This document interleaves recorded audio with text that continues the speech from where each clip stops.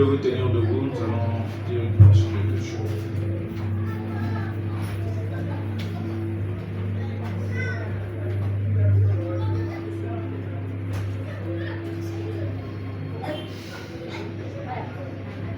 Je parlais encore dans ma prière, je suis dans Daniel chapitre 9, le verset 21 jusqu'au verset 22.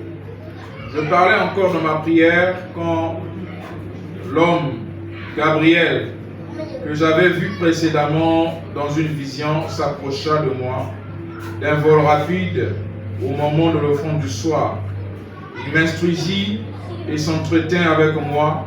Il me dit, Daniel, je suis venu maintenant pour ouvrir ton intelligence. Lorsque tu as commencé à prier, le verset 23, lorsque tu as commencé à prier, la parole est sortie et je viens pour te l'annoncer car tu es un bien-aimé. Sois attentif à la parole et comprends la vision. Amen.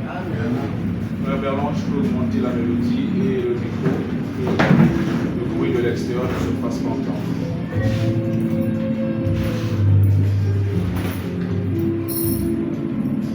Nous sommes là pour la prière.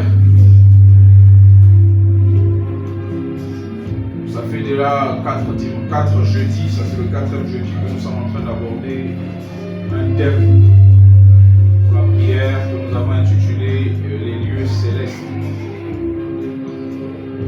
C'est dans le livre l'Épître aux Éphésiens, le chapitre 6. Paul dit que nous n'avons pas à combattre contre la chair et le sang, mais contre les dominations, les autorités, contre les princes de ce monde de ténèbres, contre les esprits mauvais qui sont dans les lieux célestes. Et nous sommes en train de prendre Daniel comme exemple du croyant aujourd'hui. Et le jeudi dernier, nous avons lu cette écriture que nous venons de lire tout à l'heure. Nous avons montré comment Daniel se préoccupait de l'état ou encore de la condition de son peuple. Daniel voulait comprendre quelle serait l'issue, parce qu'ils étaient à Babylone, en captivité. Donc c'est le type de quelqu'un qui est sur la terre, qui prend tout ce qui se passe autour de lui au sérieux. Il se pose des questions. Pourquoi les choses ne vont pas telles que Dieu l'a dit dans sa parole? Ou encore, pourquoi Dieu a dit que par ces meurtrissures vous serez guéris, mais pourquoi ma maladie persiste? Pourquoi Dieu a dit que soyez bénis tel que prospère l'état de votre âme, mais pourquoi moi ça ne va pas? En fait, c'est ça en fait le but pour lequel nous prenons l'exemple de Daniel. C'est que Daniel, lui, s'est interrogé parce qu'il avait lu les prophéties de Jérémie. Il savait que vrai, nous avons péché, Dieu nous a mis en captivité à Babylone, mais Dieu a aussi promis qu'il va nous délivrer. Mais j'ai l'impression que le temps de la délivrance est proche. Mais pourquoi rien ne se passe jusqu'alors? Quelle sera l'issue de cette captivité? Je ne sais pas si vous êtes avec moi. Donc, il voulait comprendre. C'est pourquoi nous avons lu ici, l'ange Gabriel lui dit, si je peux prendre ici, directement au verset 23, Daniel chapitre 9, le verset 23. Lorsque tu as commencé à prier, la parole est sortie, et je viens pour te l'annoncer, car tu es un bien-aimé. Et au début, nous avons dit que Daniel ne parlait pas seulement, ou ne priait pas seulement, mais Daniel était dans la prière. C'est ce que le verset 21 nous dit. Je parlais encore dans ma prière. Quand l'homme Gabriel, que j'avais vu précédemment dans une vision, s'approcha de moi d'un vol rapide. Je suis en train d'abord de récapituler ce que nous avons dit le jeudi afin d'avancer. Et nous avons souligné ici un point très important, c'est que nombreux se plaignent, mais je prie beaucoup, ça ne va pas. Il y a une différence entre prier et être en prière. Daniel n'a pas dit que quand je priais, il dit je parlais encore dans ma prière. Parce que certains pensent qu'ils parlent beaucoup, ceux qui sont dans la prière. Non.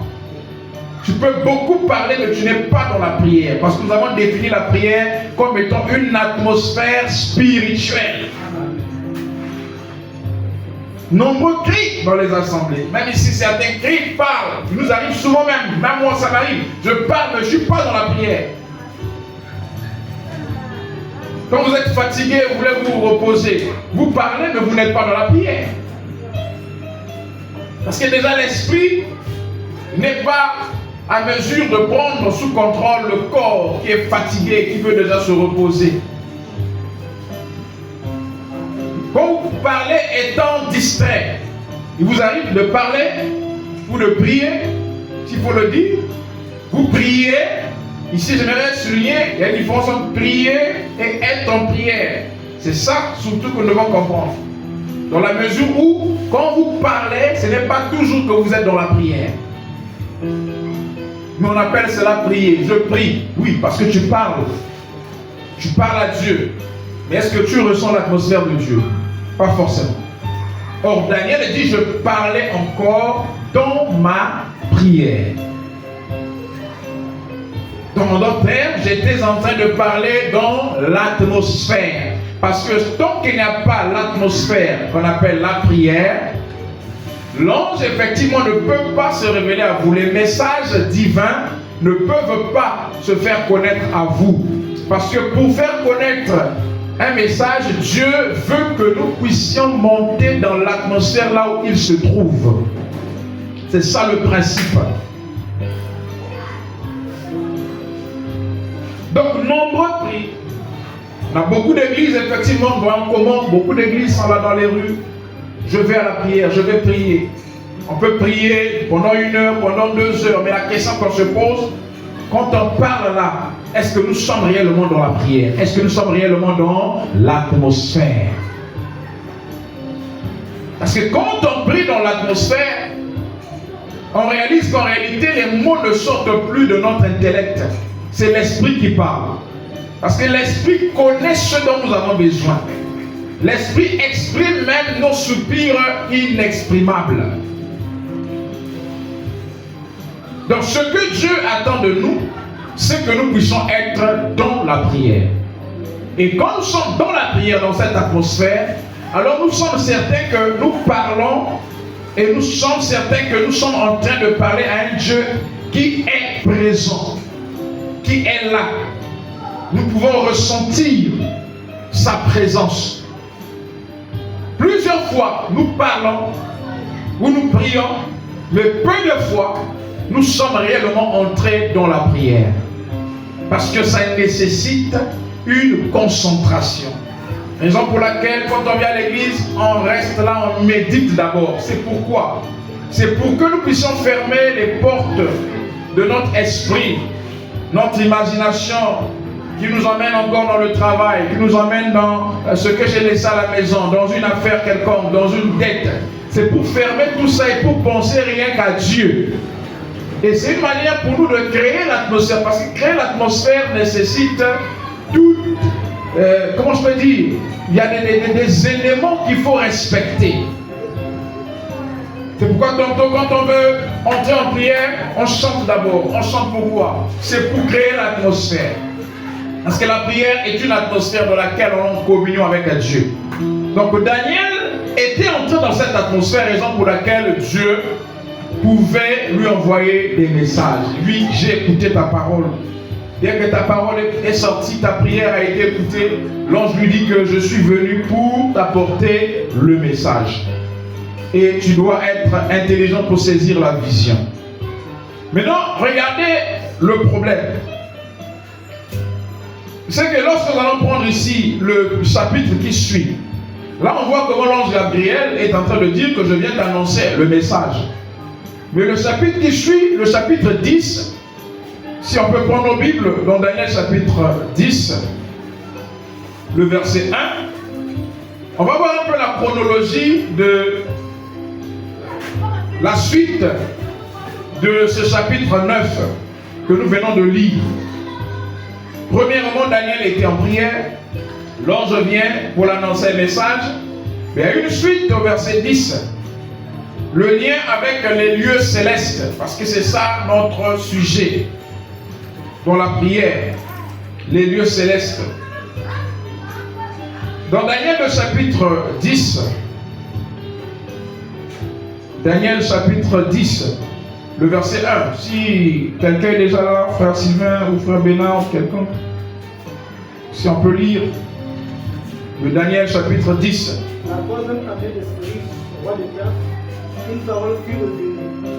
Daniel renommé Belteshazzar. Cette parole, qui est véritable, annonce une grande calamité. Il fut attentif à cette parole et il eut l'intelligence de l'œuvre.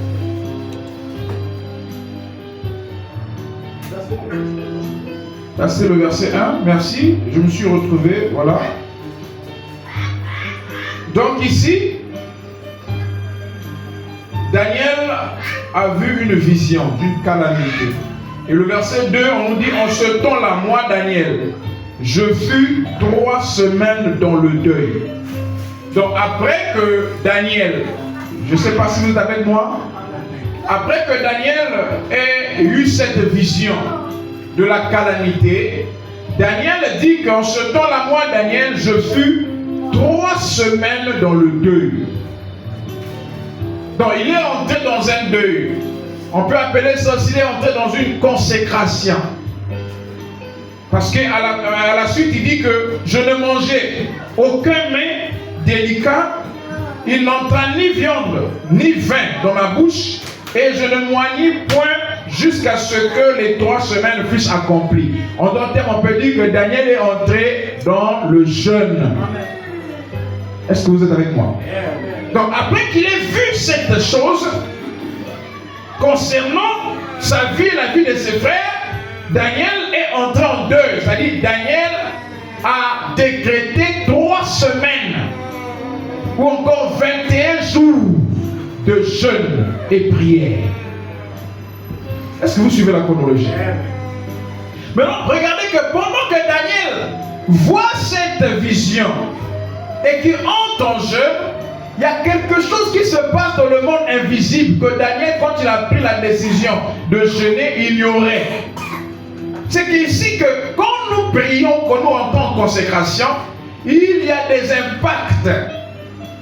Quand nous entrons en jeûne et en prière, il y a des événements qui se passent dans le monde invisible et qui ont besoin de nos prières pour que l'exaucement ou encore pour que les choses que nous avons vues puissent changer ou ne puissent pas s'accomplir. Parce que regardez la suite, vous comprenez pourquoi je dis ça. Regardez ici, il dit je ne mangeais aucun mets délicat, il n'entrait ni viande ni vin dans ma bouche, et je moignis point jusqu'à ce que les 3 semaines fussent accomplies. Il dit le 24e jour, le premier mois, j'étais au bord du grand fleuve. Là, nous allons maintenant aller au verset 10 pour voir la suite. Regardez ici comment. Et voici une main me toucha et secoua mes genoux et mes mains. Puis il me dit, Daniel, homme bien-aimé, sois attentif aux paroles que je vais te dire et tiens-toi debout à la place où tu es, car je suis maintenant envoyé vers toi. Lorsqu'il m'eut ainsi parlé, je me tins debout en tremblant.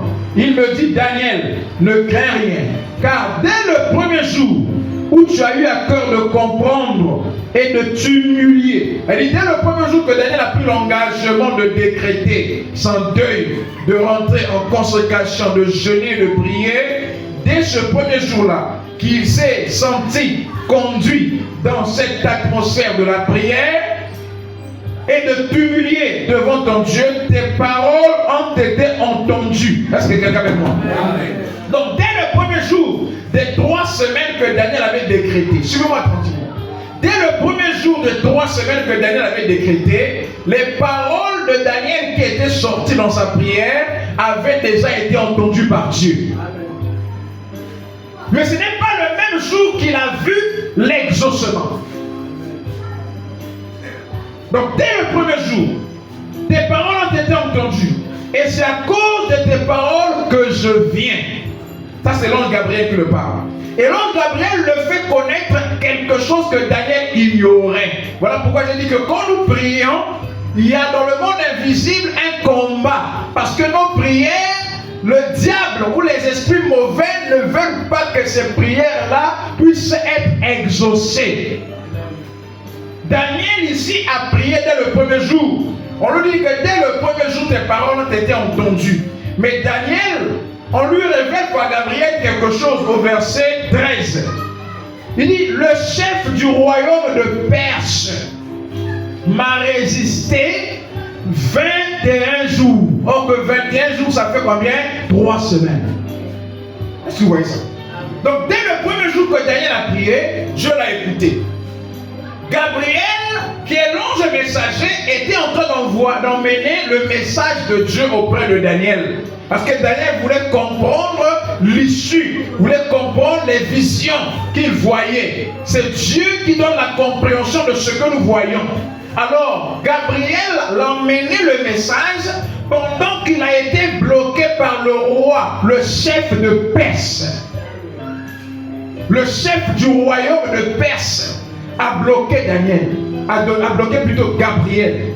Mais le chef du royaume de Perse là, ce n'est pas le roi, physiquement parlant, le roi Cyrus ou le roi qui était en train de régner en ce temps-là, tel qu'on a lu ici au verset 1. On dit la 3e année de Cyrus. Donc en ce temps-là, physiquement, le roi de Perse c'était Cyrus. Est-ce que quelqu'un avec moi? Mais ce n'est pas Cyrus, le roi de Perse, qui avait bloqué Gabriel. Parce que Gabriel, c'est un ange. Mais Gabriel dit le chef du royaume de Perse. Donc c'est pour vous dire que dans chaque nation, il y a un chef spirituel, un démon qui règne. C'est ça. C'est des choses que nous devons comprendre. Parce que quand nous voyons des choses, ça ne va pas. Nous, quelquefois, on s'arrête au niveau des sorciers de famille. Or, qu'il y a des enjeux plus grands. Amen. C'est ça. Tu peux t'en sortir avec les sorciers de la famille, mais tu n'es pas sorti de l'auberge. Ici, c'est Gabriel qui est en train de révéler à Daniel que ta prière là, a été écoutée dès le premier jour. Mais seulement, moi, j'ai été bloqué par le chef du royaume de Perse pendant 21 jours. Or, les 21 jours-là équivalent aux 3 semaines de jeûne et prière de Daniel. Donc, pendant qu'on est en jeûne et prière, il y a quelque chose qui se passe dans le monde invisible. Amen. Alléluia. Amen. Mais c'est même aussi te dire, nous devons comprendre que ce sont les prières de Daniel qui ont donné la victoire à Gabriel. Amen. Amen. Oui. Parce que ce n'est pas une coïncidence que c'est la même durée. Donc, aussi longtemps qu'on n'a pas la persévérance dans la prière, il n'y aura pas de victoire. Amen. Parce que Dieu, le message qu'il nous envoie, la réponse qu'il nous envoie, l'exaucement qu'il nous envoie, c'est notre foi au travers de la prière, notre persévérance, qui fera en sorte que cet exaucement-là puisse se matérialiser. Amen. Pour Dieu, c'était déjà fait. Il a envoyé Gabriel. N'est-ce pas? Pour Dieu, quand on prie, il a écouté, il dit ok. Mais pour que la chose, quand il dit ok, elle puisse se matérialiser, il y a un combat dans les lieux célestes. Bien. Amen. Il y a un combat dans les lieux célestes. Des démons qui ne veulent pas que ta prière puisse être matérialisée. Ta prière est déjà exaucée. Dieu a déjà envoyé la réponse, mais la matérialisation, c'est là le problème. Amen. Parce que quand tu dis que je crois que je suis guéri, mais tu ressens encore les douleurs. Ta foi est là, mais la foi là n'a pas encore matérialisé ce que tu dis croire. Et c'est au niveau de la matérialisation là qu'il y a un grand combat. Amen. Quand tu dis que tu es béni, tu es riche, c'est vrai, tu crois, mais la matérialisation là, ça prend un temps, parce que c'est là que le diable vient pour combattre. Amen. entre l'exaucement et la matérialisation, il y a un combat. Gabriel fait comprendre ça à Daniel, que j'ai été bloqué par le chef du royaume de Perse. Pas le roi de Perse, Cyrus, mais le chef du royaume de Perse. Donc dans cette nation, dans ce royaume de Perse, il y avait un roi physiquement qui dirigeait un peuple, mais au-dessus de lui, il y a un chef spirituel, en d'autres termes, un démon. Donc chaque nation a un démon qui est chef, qui dirige. C'est pourquoi les hommes peuvent passer, les présidents peuvent passer l'un après l'autre, mais l'esprit là qui domine, qui dirige, vous allez voir que le pays en question a toujours les mêmes difficultés. Est-ce qu'il y a quelqu'un avec moi? Souvent on pense que bon, le diable agit seulement en Afrique parce qu'on souffre financièrement et tout. Non, c'est que le diable agit sous plusieurs formes, dans plusieurs domaines. En Europe, c'est la dépravation des mœurs. C'est toujours le diable. Si en Afrique, c'est la famine, on n'arrive pas à bien manger comme il faut, mais en Europe, ils ont d'autres problèmes. Liés à la spiritualité. L'Européen se comporte comme un animal. Il a perdu ses valeurs. Papa, maman et les enfants peuvent se laver nus dans la piscine. Mais ils sont possédés. Est-ce que quelqu'un veut dire? C'est la vulgarité. Donc quand on prend la vulgarité, la fornication, la famine, la pauvreté, tout ça, ce sont des caractéristiques des démons. Donc on dit qu'en Afrique on souffre, non, c'est parce que toi tu vois que le domaine financier matériel. Mais quand tu vas regarder un autre domaine, tu vas te rendre compte que si tu as les moyens en Afrique, tu peux vraiment élever tes enfants en Afrique et les emmener en Europe. Parce que chaque nation, sous chaque cieux, nous avons des esprits qui dominent. Parce que quand ces esprits-là, ces anges, ont été chassés du ciel, ils sont descendus sur la terre. Ce n'était pas seulement en Afrique ou en Europe, c'était sur toute la terre. Est-ce que quelqu'un avec moi? Et pire encore, dans les villes côtières, c'est terrible. Donc, sur chaque nation, il y a un esprit qui est là au-dessus qui domine, une influence diabolique. Et comme c'est la loi de gouvernance, au-dessus de ce chef du royaume, il y a encore des grades, comme effectivement dans la société, ou encore comme dans un gouvernement, le président, le premier ministre, tout. Donc, plusieurs catégories de démons, chacun avec son rang. Donc quelquefois le démon qui règne dans ta famille, lui il est loin par rapport au grand chef. Donc l'information remonte. Est-ce que quelqu'un avec moi? Donc lui il joue son rôle. Parce que lui aussi, c'est lui le chef, par exemple de la tribu Vili, le chef de la tribu Tom. Chaque tribu aussi a un chef, un démon. Oui. Quand vous allez même remonter dans l'histoire, vous allez voir que dans les civilisations, que ce soit grecques, vous allez retrouver même en Égypte, on parlait du dieu de la fertilité, le dieu de ceci, c'est les démons. Amen. Et ça existe aussi dans notre tribu. Chikamchi, c'est un démon. Est-ce que quelqu'un avec moi? Mais au-dessus de ça, ils ont leur chef. Comme le chef du royaume de Perse, lui il était le chef. Et en dessus de lui, il y avait d'autres démons qui pouvaient le rendre compte. Maintenant, regardez pour Daniel. Voilà ce qui est merveilleux. Pour Daniel, un croyant qui voulait comprendre les choses de Dieu, il n'a pas eu affaire à des petits démons, mais c'était le chef lui-même du royaume. C'est pour vous dire que quand vous voulez comprendre les mystères de Dieu, vous n'aurez pas à avoir affaire aux petits sorciers de la famille. Pour la révélation, c'est le diable lui-même, le grand chef, qui vient s'interposer. Est-ce que quelqu'un est avec moi? Parce que le diable peut vous laisser avoir l'argent, mais il ne vous laissera pas comprendre le mystère de Dieu.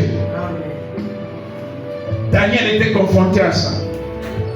Donc quand nous sommes confrontés à une situation, nous devons comprendre que nous avons affaire au gouvernant, c'est-à-dire au rang des démons dans le monde invisible, qu'on appelle les lieux célestes. Voilà pourquoi Paul dit dans Ephésiens 6 que nous n'avons pas à combattre contre la chair et le sang, mais contre les dominations, contre les autorités. Là, vous comprenez maintenant les autorités, là c'est quoi? Le chef du royaume de Perse, c'était la plus grande autorité spirituelle. Certainement, il avait un nom aussi. Quand vous allez dans l'histoire, vous allez découvrir le nom qu'on lui avait donné. Mais nous ne sommes pas là pour faire sa promotion ici. On veut simplement que nous puissions comprendre que quand nous sommes nés dans un pays, nous avons affaire à un chef spirituel, un démon qui règne dans un pays. Chaque ville aussi, il y a un chef. Chaque ville a un chef. On descend encore, chaque arrondissement, chaque quartier. J'ai dit que c'était des gouvernants, chacun a son rang. Est-ce que quelqu'un avec moi? Tout comme nous voyons dans le quartier, chef de bloc, chef de ceci, chef de quartier, il rencontre au maire, ainsi le maire rencontre au préfet, ainsi. Dans la spiritualité, c'est pareil. Il y avait Cyrus, le roi de Perse, mais dans la spiritualité, il y avait le chef du royaume.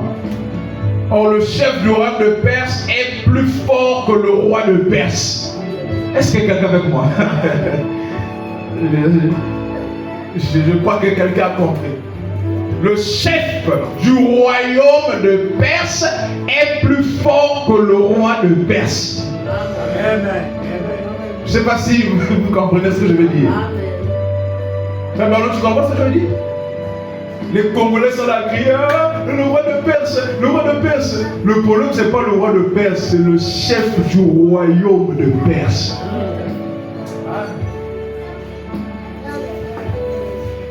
Vous comprenez maintenant ce que je veux dire? Parce que le roi de Perse peut changer, mais le chef du roi de Perse est là. On doit quitter l'emprise de ce chef du royaume de Perse. L'influence là de cette autorité diabolique qui prend le dessus sur la nation, qui prend le dessus sur la ville, qui prend le dessus sur le quartier, sur. C'est ça. Voilà pourquoi Paul dit, je crois que là ça devient un peu clair. Voilà pourquoi Paul dit que nous n'avons pas à combattre contre la chair et le sang, mais contre les dominations. Paul avait compris ça.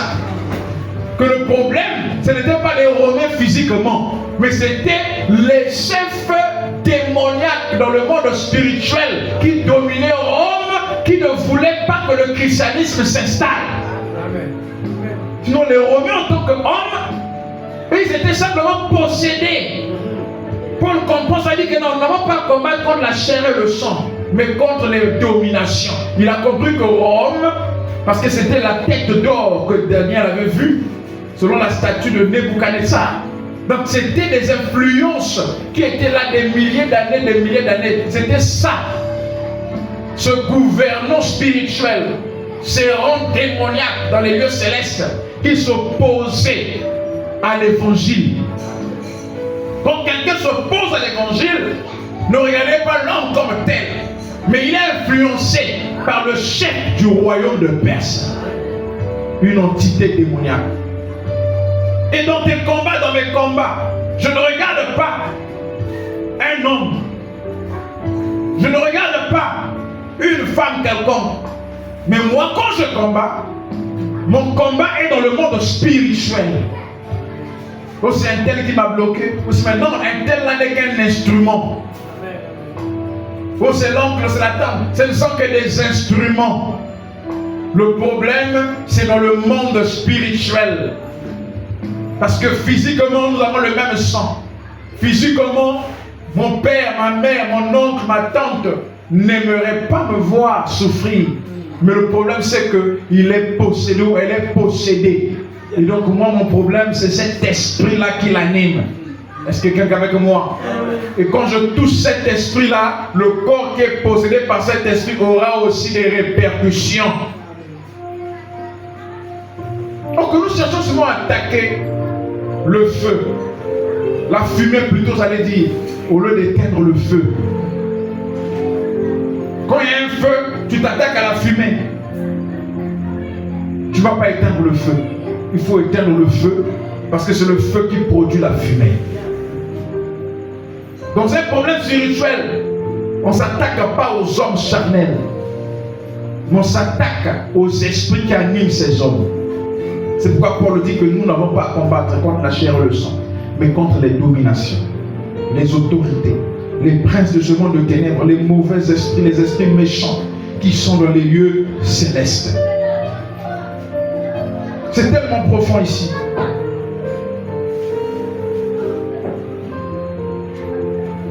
Il me dit, Daniel, ne crains rien, car dès le premier jour où tu as eu à cœur de comprendre et de t'humilier devant ton Dieu, tes paroles ont été entendues, et c'est à cause de tes paroles que je viens.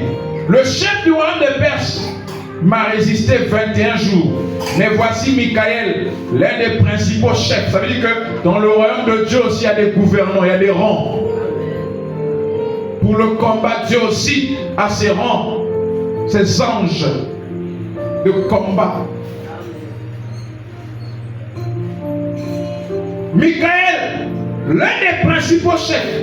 On n'a pas dit que Michael c'est le seul chef, on dit l'un des principaux chefs. Ça veut dire qu'il y a plusieurs chefs. L'un des principaux chefs est venu à mon secours et je suis demeuré là auprès du roi de Perse. Ça veut dire que tout le temps là, il était là bloqué par le roi de Perse. Vous pouvez voir combien de temps quelquefois vous priez. Quelquefois même le doute s'installe. Ah, j'ai prié, vraiment j'ai senti la présence de Dieu, mais jusqu'à présent rien ne se passe. Le secret est que quand tu comprends qu'il y a un combat dans le spirituel, c'est que la matérialisation, Dieu a déjà exaucé, ta réponse est déjà la mer. Parce que toi, quand nous prions, c'est quoi? Pour que nous puissions savoir que Dieu nous a exaucé, c'est que nous voulons voir la matérialisation. C'est ça. Si je prie pour la guérison, quand la guérison est là, s'opère, se matérialise, je suis en bonne santé, je dis à Dieu m'a exaucé.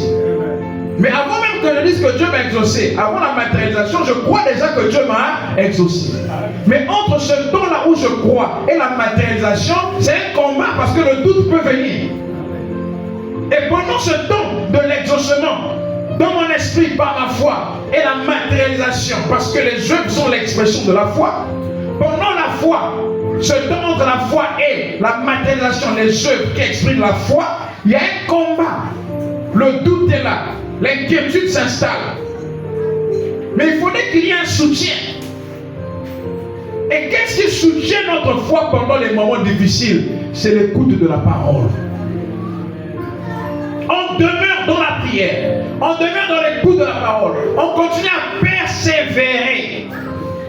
Parce qu'on comprend, Thomas dit que ceux-là que nous lisons, Dieu les a pris comme modèle. Nous voyons ce que Dieu a fait avec eux pour que cela puisse nous renforcer ou encore nous reconforter pendant les temps difficiles.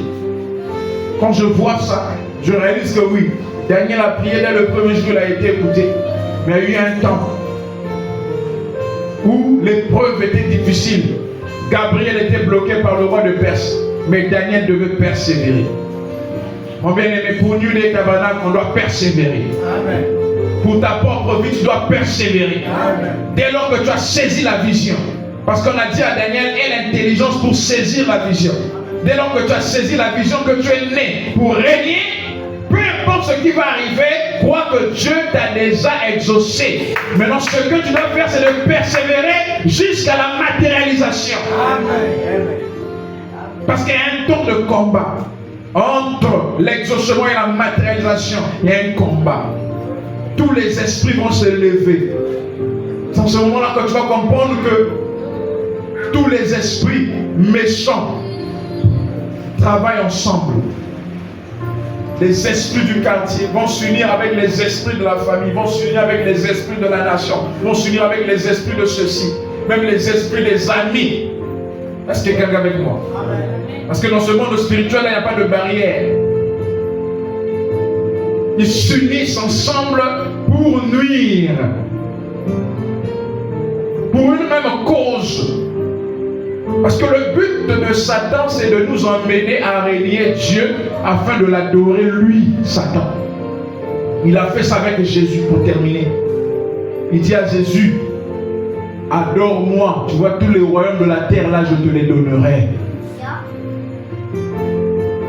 Donc quand les temps deviennent difficiles, le diable vient afin de se proposer comme celui qui peut nous faire sortir de ces situations difficiles. C'est là où il faut être très, très discernant. Là où Jésus dit que veiller et prier. Veiller, c'est ça. C'est-à-dire avoir le discernement. C'est ça, veiller. Veiller, c'est pas dans le sens littéral où on prend les nattes, on va à l'église, je vais à la veille de prière. Non, on a dit veiller, prier. Non, veiller, c'est avoir le discernement. Parce que c'est pendant l'épreuve que le diable vient. Quand tu es faible. Est-ce que quelqu'un est avec moi? Jésus sortait du jeûne, de la prière. Il était faible. C'est là où le diable vient. Laissez-moi vous dire que quand vous êtes en consécration et que vous sortez de la consécration, le premier qui va vous rencontrer, ce n'est pas Dieu, mais c'est Satan. Oui.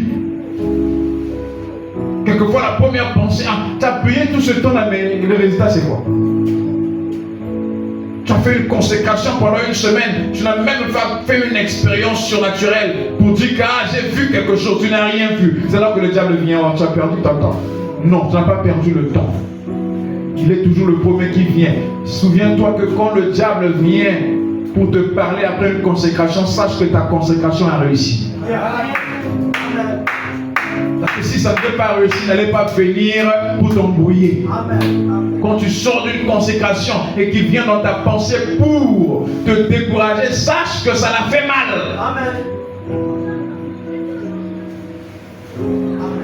Il vient vers Jésus pour l'emmener à l'adorer, pour lui donner les richesses de ses membres. C'est ce que le diable fait. Le diable cherchera à te donner quelque chose que Dieu t'a déjà donné. Le diable sait que ce que tu cherches là, Dieu te l'a donné. Parce que quand vous priez là, quand nous prononçons les paroles, si le voisin peut écouter, c'est que le diable aussi peut écouter. Par conséquent, le diable va venir en avance pour te proposer quelque chose que Dieu t'a déjà donné. Afin de dire que c'est lui. Non. Le diable savait que les royaumes de la terre appartenaient à Jésus. Il vient lui proposer ça pourquoi? C'est en temps de faiblesse que le diable vient pour t'amadouer. Mais nous connaissons le secret. C'est ça les mystères de Dieu qui ont été révélés. Savoir comment l'ennemi agit aussi. Ça fait partie de ces mystères. Daniel, je l'appelais mon bien-aimé. Et je crois que nous sommes les bien-aimés du Seigneur ce soir. Et si nous prions ce soir, c'est que nous avons foi que Dieu nous écoute. Et à l'instant où je prie, je sais que Dieu m'a écouté. Et le temps qui va s'écouler, je continue à persévérer. Parce que je sais que dans le monde invisible, il y a un combat. Et je ne peux pas lâcher. Je continue à témoigner. Quand tu crois quelque chose, continue à témoigner la chose. Si tu crois que tu es guéri, quand tu pries demain, continue à dire merci Seigneur pour la guérison. Est-ce que quelqu'un est avec moi? Quand tu crois que tu es béni, quand tu cries aujourd'hui, tu crois que tu es béni. Demain, dis maintenant merci Seigneur pour la bénédiction. Après-demain, merci Seigneur pour la bénédiction. Ça devient un temps de témoignage, de confession. Et cette confession-là fait mal à Satan. Mais comment il témoigne quelque chose qu'il ne voit pas? C'est ça le secret. Ce que je témoigne, c'est ce qui va se matérialiser. Je ne laisse pas le doute s'interposer. Je ne peux pas laisser l'influence du chef du royaume de Perse avoir de l'impact sur ma vie. Je crois aux promesses de Dieu. Je crois qu'il est réel. Nous allons nous tenir debout.